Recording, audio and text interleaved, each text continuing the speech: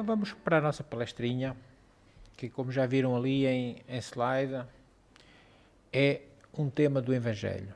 Zaqueu, o publicano.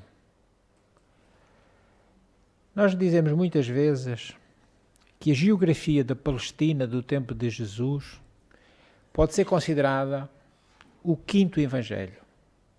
Temos os 4 evangelistas acompanhando tudo aquilo que foi o viver de Jesus, a exemplificação de Jesus, e depois o sítio onde Jesus desenvolveu todo o seu trabalho público, e para muitos isso é realmente um quinto evangelho, porque a Palestina ao tempo de Jesus era muito diferente da Palestina de hoje. Jericó, a cidade de Jericó, rivalizava com uma outra cidade, a cidade de Damasco, como a mais antiga cidade da terra.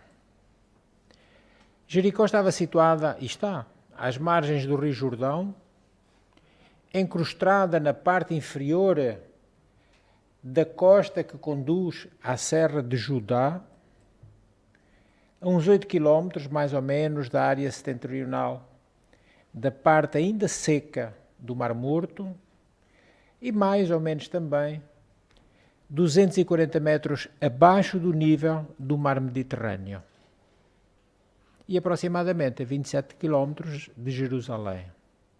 Situamos o local, Jericó. Era uma cidade fortificada que os arqueólogos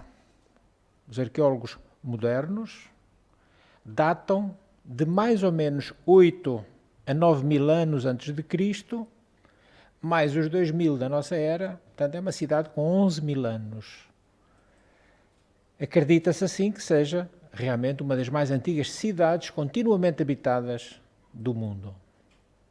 Ela foi, segundo o Antigo Testamento, a primeira cidade a ser conquistada pelos filhos de Israel após o cativeiro no Egito, sob o comando de Josué,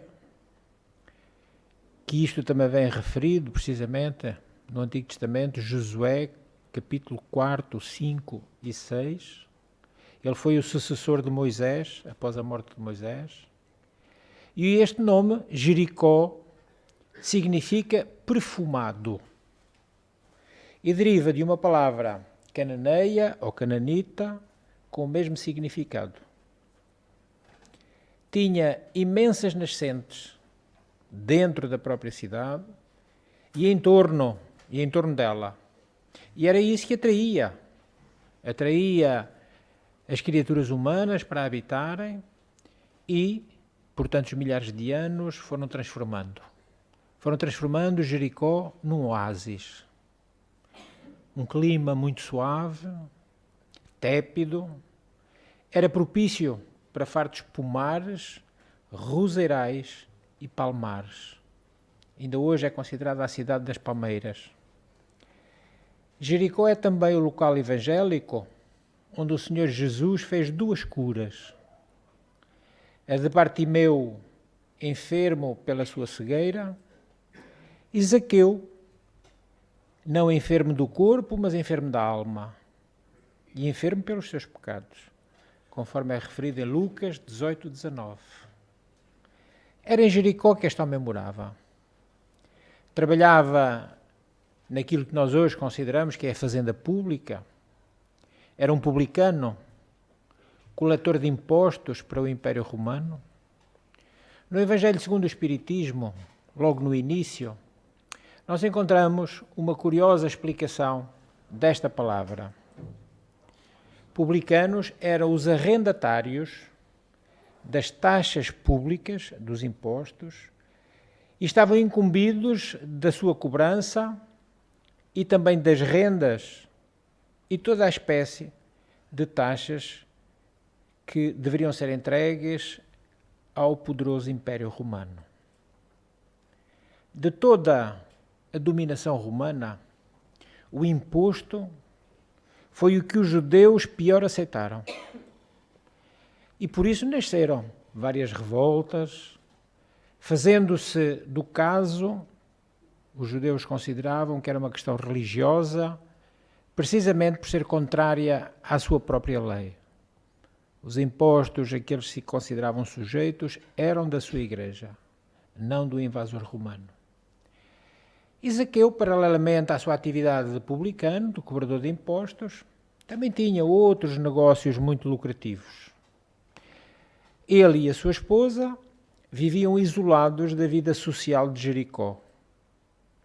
Quando davam festas, os únicos convidados eram sempre os parentes e os seus funcionários. Apesar de extremamente rico, ele alimentava um sentimento de inferioridade. E isto face ao tratamento que recebia do seu próprio povo. Os publicanos de todas as categorias eram desprezados, assim como os que com eles mantinham relações.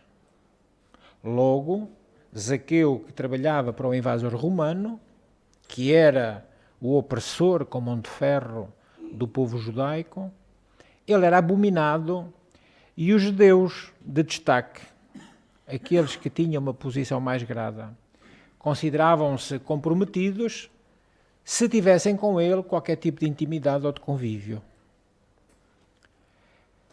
A consciência de Zaqueu dizia-lhe que nunca prejudicara ninguém, pois sempre procurava ser justo. Mas, às vezes, ele tinha dúvidas. Não sabia se teria feito sempre o correto. E foi nas vésperas da Páscoa que se espalhou uma notícia muito curiosa para ele. Essa notícia dizia que o Rabi da Galileia, a quem chamavam Jesus de Nazaré, chegaria à cidade. Zaqueu já ouvira falar dele e tinha uma secreta simpatia sempre que ouvia o seu nome.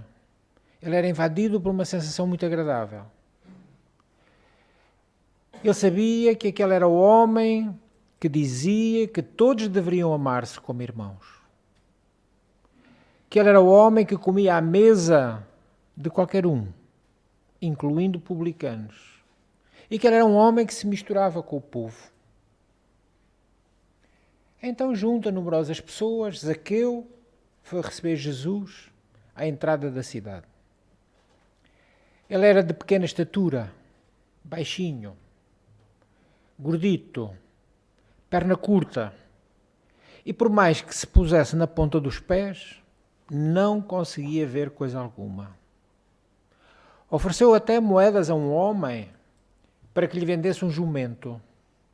Pensou que subindo no jumento, talvez assim ele já pudesse alcançar com a vista um pouco mais e ver Jesus. Mas o homem desprezou o seu dinheiro. Pediu a um outro, muito alto, que o erguesse e que em troca lhe dava a sua bolsa cheia de moedas. Mas também foi em vão. O seu dinheiro era maldito. Empurrado e pisado pela multidão, finalmente Zaqueu descortinou, ali mesmo na beira da estrada, uma árvore. Era uma mistura de figueira com amoreira, que se chamam os sicomoros, de grossas raízes que já apareciam até fora da terra, e mais do que depressa, veloz, Zaqueu subiu nela e sorriu feliz. Dali ele conseguia ver o mestre aproximando-se. E assim, desse modo, uniu a sua voz à de tantas outras que ali estavam gritando hossanas a Jesus. Hossanas. Uma palavra hebraica. Uma palavra que indica aclamação e oração. Quando o mestre passou pela árvore, olhou para cima e ao ver aquele homem dependurado num ramo, agarrado aos galhos, quase parecia uma fruta madura, Jesus disse-lhe: Zaqueu, desce depressa, porque hoje me convém pernoitar em tua casa. O homem desceu rápido, correu para casa, para junto com a esposa preparar o melhor que ele tivesse para o conviva. Na sua intimidade, Zaqueu sentia que não era digno que criatura tão nobre, de uma estirpe nobre tão grande como a de Jesus entrasse em sua casa. Mentalmente, quase em exame de consciência, reviu os negócios e a interrogação mantinha-se. Teria ele lesado alguém? Teria recebido a mais? Talvez até tivesse comprado terras a preços irrisórios e vendido-as com lucro excessivo.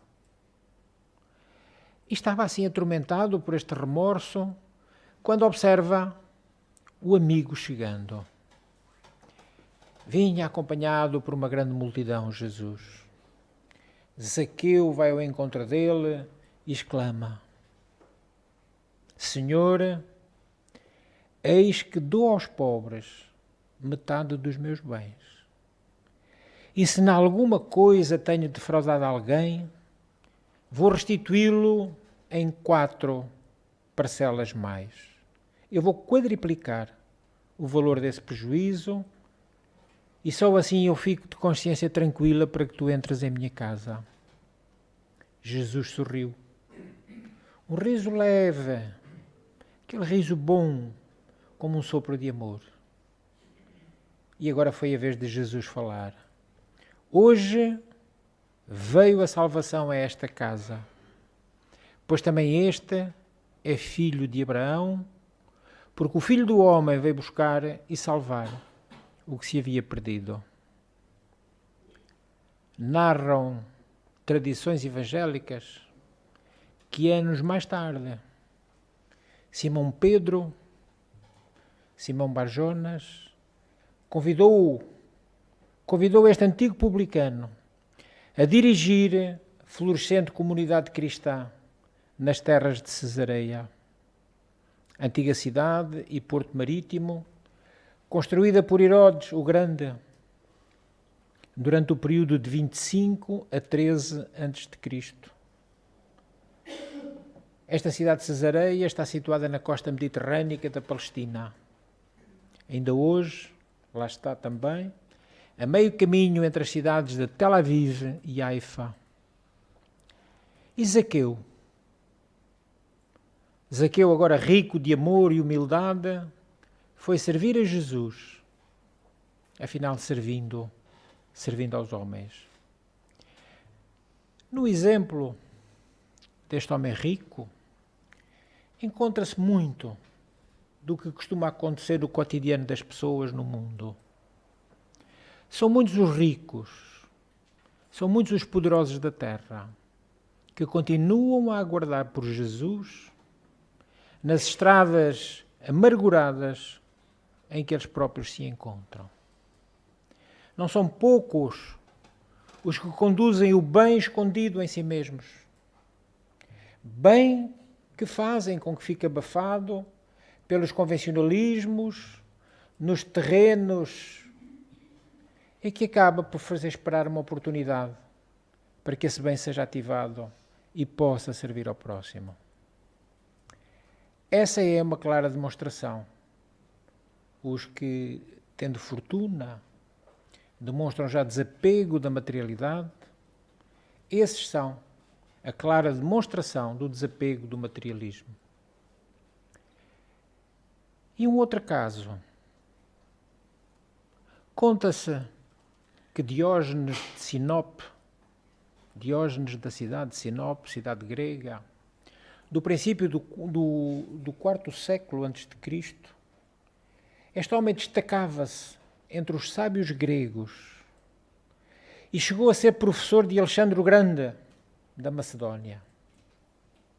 Segundo essa mesma tradição, Diógenes vivia a perambular pelas ruas na mais completa miséria. Até que um dia foi aprisionado por piratas para posteriormente ser vendido como escravo. Foi um homem de boa educação e de bom coração, com certeza, que o comprou. Xeníades. E logo ele constatou a inteligência do seu novo escravo e confiou-lhe tanto a gerência dos seus bens quanto a educação dos seus próprios filhos. Um dia, este sábio começou a questionar os costumes do seu tempo. E ao mesmo tempo também questionava a questão dos bens materiais. Resolveu adotar uma vida totalmente desprendida e passou a morar dentro de uma barrica, um grande barril, tendo para seu uso pessoal somente um único objeto, uma cuia onde ele mantinha a água. É muito curioso porque nós estamos habituados a ouvir um ditado, que eu suponho que é brasileiro: chegam de malas e cuias. E o curioso é que eu não sabia o que era cuia. E hoje aprendi. Eu pergunto-vos, vocês sabem o que é cuia? Há alguém que saiba? Eu sei que é uma cuia, mas provavelmente não será o mesmo significado. A cuia é o salazar, digamos assim, que usamos na pastelaria. Não. A cuia é o fruto da cuieira. Uma grande baga, ovoide, de uma casca lanhosa e impermeável quando madura. Me dá a impressão que deve ser um género de cabaça, porque a cabaça também é assim. Depois de seco este fruto, retirando-se-lhe a polpa, cortado ao meio, usa-se para fabrico de vários objetos. Objetos que depois podem servir, por exemplo, para esvaziar canoas, beber ou transportar líquidos, farinha, sementes, etc. Então, o próprio Diógenes, passado algum tempo, ainda descobriu que nem mesmo da cuia ele precisava. Pois, usando as suas mãos, poderia pegar água para beber ou para se lavar e jogou a cuia fora. Ficou mesmo sem nada. Quando Alexandre, o Grande, invadiu a Grécia, fez questão de visitar aquele seu antigo professor. Encontrou-o sob o sol, junto à barrica, entregue aos seus próprios raciocínios, aos seus pensamentos, às suas meditações. E é Alexandre que lhe diz: você já deve saber que conquistei a Grécia. Agora todas estas terras fazem parte do meu império. Como você foi meu professor e sempre o admirei muito, quero recompensá-lo de alguma forma. Diga-me o que você deseja. E houve ali um momento de silêncio, um profundo silêncio. Alexandre e todos aqueles que integravam a sua comitiva, a sua escolta, aguardavam com curiosidade. O que é que o filósofo ia pedir? E ele, olhando bem nos olhos de Alexandre, perguntou-lhe: mas posso pedir mesmo? Sim, peça. Então eu te digo, não me tires o que não me podes dar. O que eu desejo é que você saia da frente do sol, pois está impedindo que seus raios quentes toquem o meu corpo. Alexandre não respondeu. Apenas saiu da frente do sol e, naquele pequeno gesto, tentou compreender a filosofia da vida do seu antigo mestre, que tudo poderia ter pedido e não quis nada. Olhou mais uma vez para o velho Diógenes, na sua barrica, olhou para os seus soldados, tomou as rédeas do seu cavalo e seguiu o caminho rumo à conquista da Ásia. Mas aquela resposta impressionou vivamente Alexandre, que quando regressou à Grécia, ouvindo os seus oficiais fazerem pouco de Diógenes, zombando dele, ele afirmou alto para que todos ouvissem: se eu não fosse Alexandre, eu queria ser Diógenes. Então, incontestavelmente, o desprendimento dos bens terrenos é uma necessidade lógica. Nós lá chegaremos todos. Pela nossa lógica, pela nossa razão, pela nossa convivência do mundo, todos lá chegaremos um dia. É verdade que ninguém precisa desprezar os bens que conquistou com o próprio esforço. Não é isso que se pede. Porque esses bens conquistados assim com o esforço constituem legítima propriedade. No entanto, é preciso treinar o despreendimento desses bens que um dia, nós sabemos, ficarão cá, sob o pó da terra. Lembramos-nos de Madre Teresa de Calcutá. Também ela um exemplo raro de despreendimento das coisas materiais. Quando foi convidada para receber o prémio justamente conseguido, o prémio Nobel, ela pediu permissão para dispensar o banquete, pois preferia que a importância que seria gasta com ele lhe fosse dada para ela alimentar os seus pobres. E fez questão de dizer que não era para ela, era para os seus pobres, porque afirmou então que 2 colheres de arroz eram suficientes para a sua alimentação em cada refeição. Para vestir-se, 2 saris. Era o que ela tinha. Para a sua mente estava bem claro o que lhe era necessário e o que ela própria considerava supérfluo. Talvez uma boa medida do necessário e do supérfluo nos possa ser dada através de um objeto que todos temos em casa. Porque às vezes temos essa dúvida.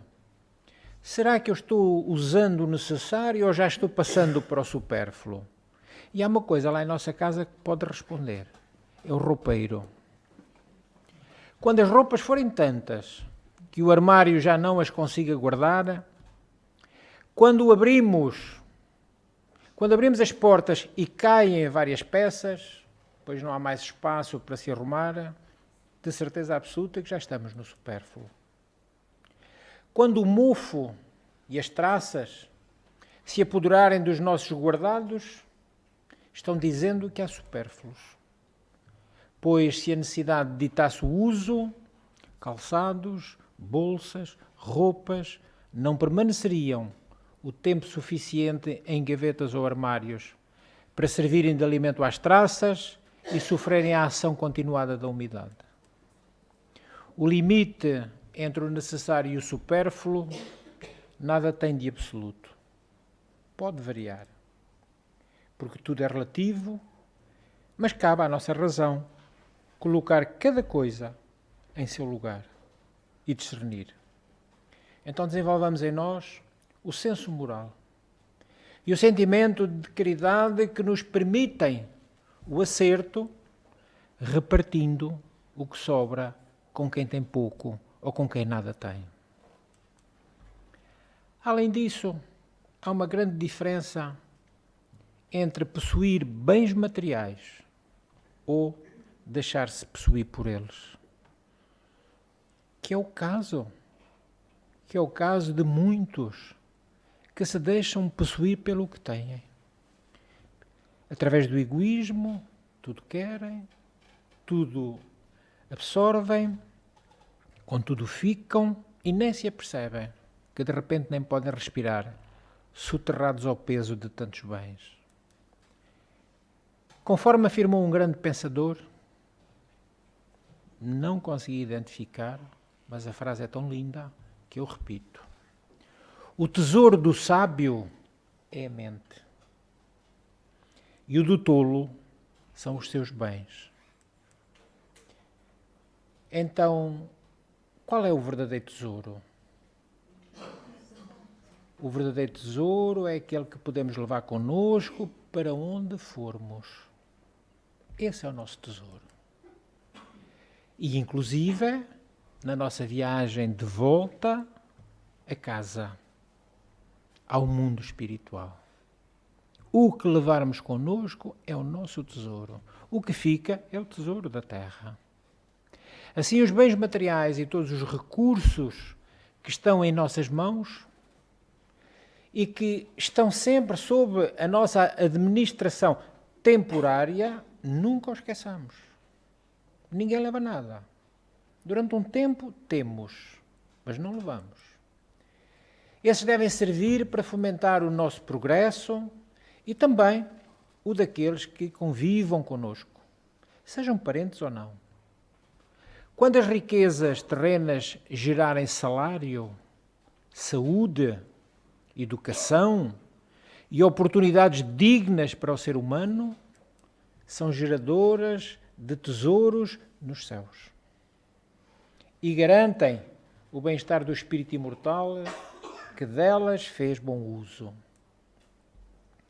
Mas quando estas mesmas riquezas servem apenas para deleite daquele que as detém, vão gerar infelicidade e muitos desgostos no além-túmulo. Nós, humanos e encarnados, temos alguns defeitos.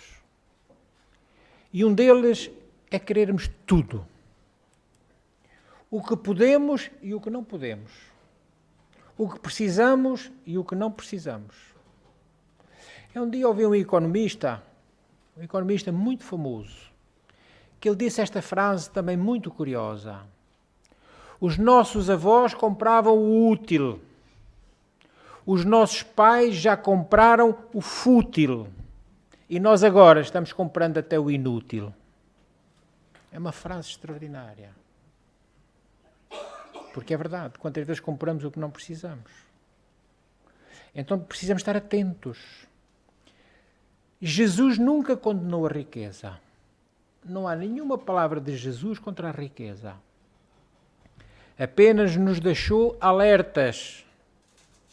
Alertas para termos cuidados com os excessos e os abusos dos bens materiais. O que é totalmente diferente. Termos conforto é um direito nosso, mas devemos ter cuidado para não esquecermos a nossa riqueza espiritual, que se deve manter em equilíbrio, sempre em equilíbrio, gerado pela nossa fortuna material. O homem moderno, se virmos bem, levado pela sede de conquistar mais e mais, está se esquecendo de si mesmo. Conquista o sistema solar ainda agora. Uma sonda que viajou 9 anos, chegou a Plutão. Então o homem moderno está conquistando o sistema solar, mas não consegue ganhar paz. Descobre, ou já descobriu, o mecanismo da vida. O DNA está decodificado. Então ele já descobriu o mecanismo da vida, mas despreza a sua própria existência. Realiza incursões extraordinárias, vitoriosas, nas partículas ou nas subpartículas que compõem o átomo, mas desagrega-se interiormente, permitindo que se instale a angústia e a depressão. Sonha com o amor puro, mas entropeça-se nas paixões infelizes. Aspira à felicidade, mas intoxica-se nos gozos viciosos que o brutalizam. São muito importantes as conquistas intelectuais e materiais. São. Aquelas que geram o progresso e o bem-estar da humanidade. No entanto, é imprescindível cultivarmos também o solo dos nossos corações. Não só as fortunas, não só os bens, mas sobretudo aquilo que é o solo arável do nosso coração. Para que aí as flores, as lindas flores das virtudes, possam assim germinar, crescer, gerando elas então a felicidade e a paz verdadeiras, bem dentro dos nossos corações. Então socorremo-nos de 3 figuras, 2 bem antigas, Zaqueu e Diógenes, uma nossa contemporânea, Madre Teresa de Calcutá, para vermos 3 exemplificações daquilo que é o despreendimento e como deve ser o despreendimento das coisas terrenas para que realmente possamos também angariar os verdadeiros tesouros do céu. Jesus não nos deixou nenhuma dúvida acerca disto, porque ele, ao entrar na casa de Zaqueu, ele sabia que poderia ajudar aquela alma a salvar-se. E ele o fez. Também poderia não ter feito, mas o fez. Porque realmente, quando Jesus chegava onde quer que fosse, a sua posição de tão alta moralidade ajudava a que todos se decidissem, como ajudou a que os seus simples apóstolos não fraquejassem diante daquilo que foi necessário dar testemunho. Muitos deles, apenas só João não o fez, todos deram a vida por ele, conquistando assim nessa dádiva, em nome do cristianismo nascente, um grande tesouro no céu. Que Jesus nos abençoe.